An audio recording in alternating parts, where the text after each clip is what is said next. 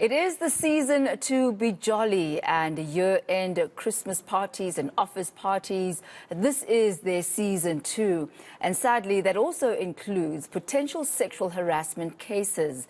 Findings from Statistics South Africa show that in the last quarter of 2022, sexual harassment offences increased by 9.6%.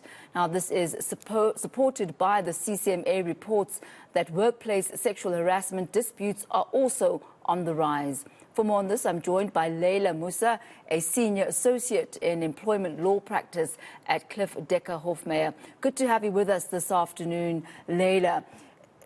It's time for, great, Leila. It's time for everybody to get together, celebrate the end of the year, get ready for the Christmas season. But also, during these Christmas parties, a lot can happen. And oftentimes, you'll find that there may be issues of sexual harassment. But maybe let's start there with a definition of what sexual harassment is. Sure.